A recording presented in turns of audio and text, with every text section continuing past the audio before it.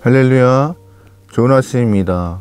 오늘도 변함없이 말씀으로 하루를 시작합니다. 슬기로운 아침 시간 열왕기상 20장 말씀 보겠습니다. 우리는 지금까지 많은 선생님들을 경험하면서 성장해 왔습니다. 여러분들도 저도 수많은 선생님들을 만나봤을 텐데 여러분이 생각하기에 좋은 선생님은 어떤 선생님이세요? 답변은 다양할 것입니다. 그런데 개인적으로 학생들에게 여러 방면으로 기회를 제공하시는 선생님이 좋은 선생님이라고 생각합니다. 학생이 비록 말썽장일지라도 또한 깨우침이 늦더라도 그 아이의 가능성을 바라보시면서 계속해서 배움의 기회를 제공하시는 선생님이 저는 좋은 선생님이라고 생각을 해요. 그런 의미에서 오늘 열왕기상 20장에 나타나는 하나님의 모습이 좋은 선생님의 모습으로 드러나는 것 같아요. 아합을 향하여서 끊임없이 돌아올 수 있는 기회를 제공하시는 그런 하나님, 그 하나님의 마음을 오늘 좀 바라보면 좋을 것 같은데요.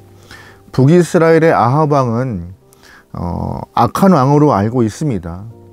본인도 우상 숭배자였고 또한 북이스라엘 전체를 바알을 섬길 수 있도록 바알 신앙을 국교로 정한 왕이기도 하죠. 게다가 하나님의 사람을 잡아서 죽이는 일 또한 서슴지 않고 했던 왕이었습니다.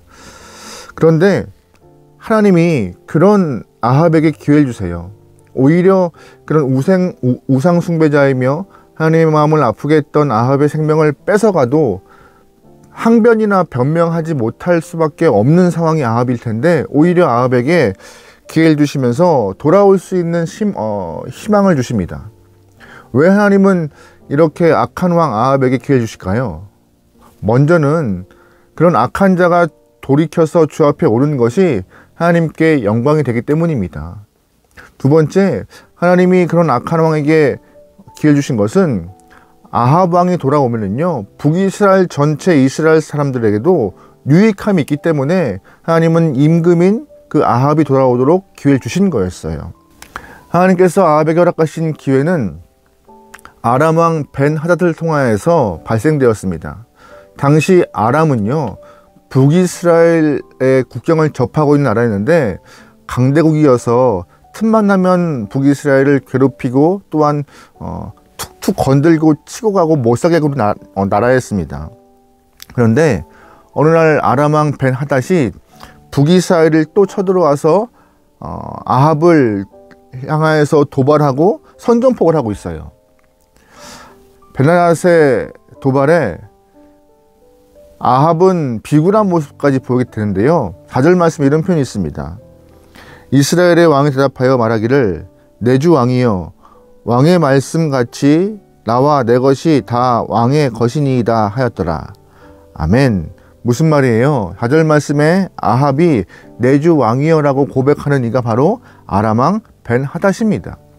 그런데 아람 왕 벤하닷이 어느 날 찾아와서 이것저것 요구하는 것이 많아지자 아합 왕이 그냥 말해요.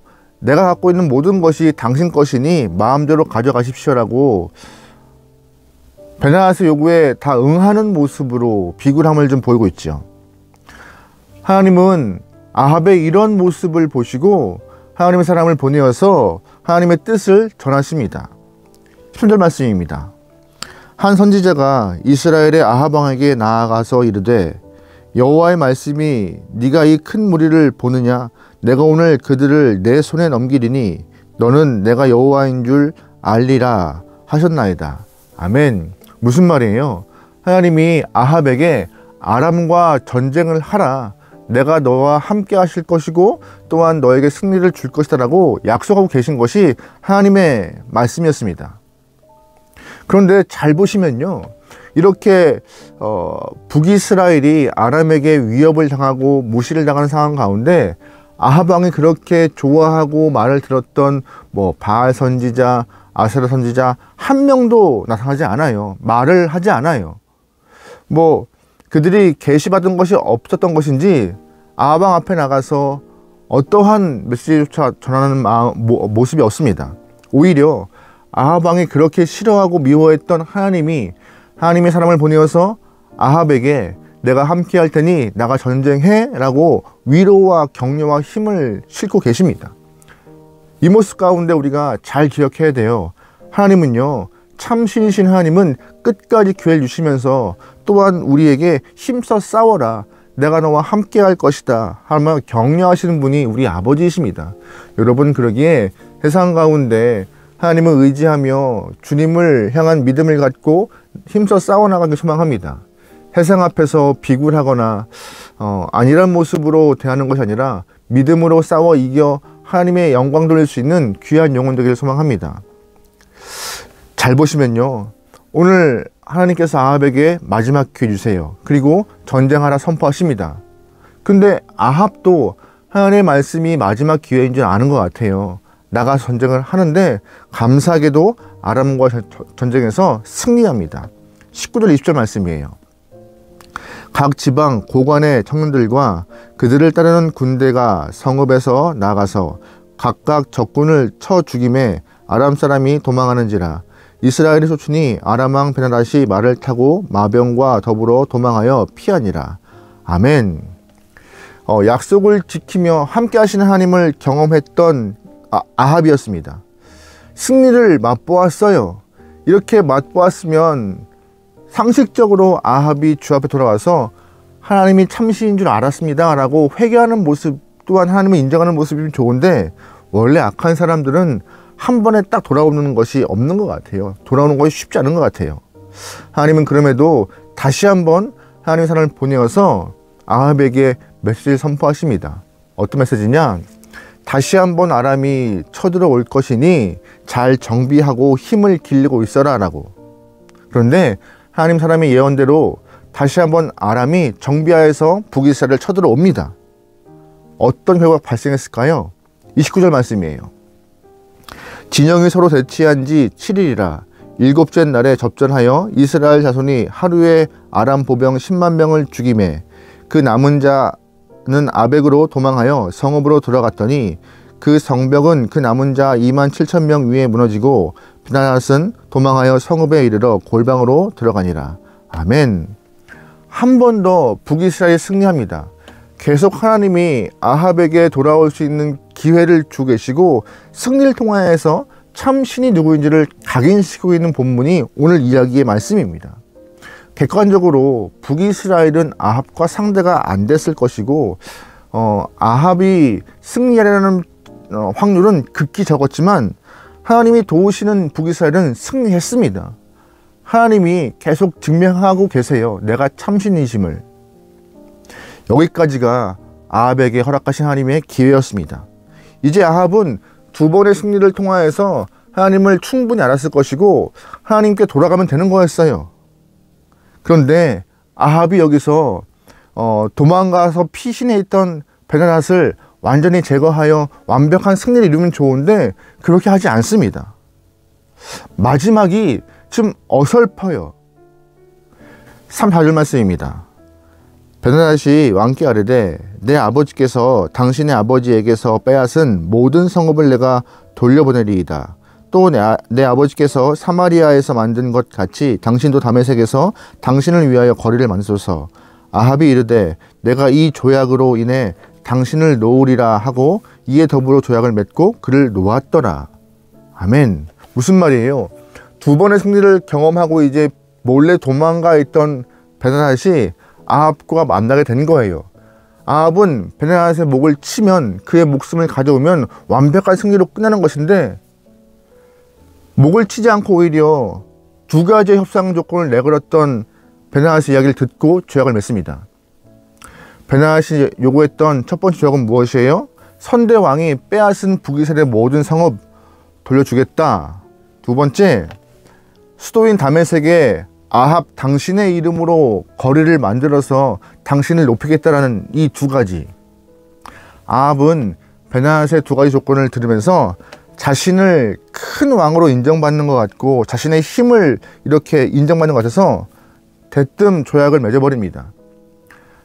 완벽한 승리를 통하여서 더 하나님의 마음에 합한 모습으로 갈 수 있는 길을 발로 차버린 것이에요. 오히려 조약을 함으로써 하나님의 진노를 얻게 된 것이 아합의 모습이었습니다. 42절 말씀이에요. 그가 왕께 아뢰되 여호와의 말씀이 내가 멸하기로 작정한 사람을 네 손으로 놓아주었은즉 내 목숨이 그 목숨을 대신하고 내 백성이 그의 백성을 대신하리라 하셨나이다. 아멘. 하나님은 아합을 통하여서 아람을 완전히 제압하길 원했지만 오히려 아합이 베나앗을 놓아줌으로써 하나님의 계획을 틀어버려 하나님의 진노하심으로 너의 목숨을, 아합의 목숨을 가져가겠다라고 말씀하시고 있는 것이 42절 말씀이에요. 아합은 하나님이 주신 기회를 차버린 영혼입니다. 안타깝죠. 하나님은 악한 왕이라도 하나님과 함께 하심을 경험할 수 있는 기회를 주심으로 돌아올 수 있는 상황을 충분히 마련하셨습니다. 근데 그거를 아합은 차버렸어요. 안타까운 모습이 본문에 등장합니다. 오늘 하나님께서 우리에게도 이 아합과 같이 기회를 주세요. 돌아올 수 있는 기회, 함께함을 경험할 수 있는 기회, 하나님이 참신이심을 알아갈 수 있는 기회. 그 기회가 어떻게 주어졌어요? 바로 오늘이라는 시간이에요. 어제와 같이 똑같은 시간이라고 여러분이 생각하시겠지만 아닙니다. 하나님을 통하여서 모든 사람이 경험될 수 있는 그 오늘이 주어진 특별한 기회예요. 하나님이 오늘을 주신 이유는 하나님이 허락하신 그 목적과 하나님이 허락하신 그 길이 있음을 우리에게 분명히 각인시키고자 오늘 이 기회를 주신 것이고, 명상을 통하여서 또한 여러분이 주변 은혜를 통하여서 하나님을 알아갈 수 있는 길을 만들어 놓으신 거예요. 여러분, 그러기에 오늘 하루 허락된 이 귀한 시간, 어제와 같은 하루라고 해서 흘려보내지 않기 소망하며 하나님 마음에 합한 모습으로, 하나님 뜻에 부합된 모습으로 소명을 다할 수 있는 거룩한 영혼들이 소망합니다. 돌아오셔서 주의 마음에 기쁨이 될 수 있는 귀한 영혼으로 오늘 하루 승리하면 좋을 것 같아요. 여러분, 다른 것보다 분명한 계획이 나에게 있음을 떠올리며 하나님의 마음을 기쁘게 할 수 있는 저 여러분의 삶이 되기를 주의로 축원합니다. 기도하시겠습니다. 하나님, 오늘도 변함없이 우리에게 시간을 주시고 그 시간을 통하여서 주님과 관계를 맺고 가까이 할 수 있게 하시면 감사합니다. 이 땅에 살아가면서 나 하나의 삶을 위하여서 땀을 흘리는 것을 넘어 먼저 그 나라와 그 일을 구하며 하나님을 기쁘게 할 수 있는 성도의 본분을 다하게 허락하소서. 주님, 믿음을 지키는 것 쉽지 않습니다.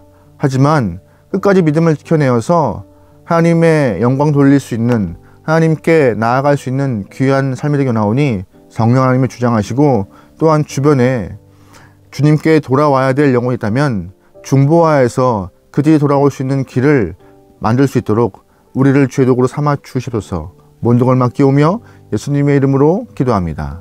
아멘.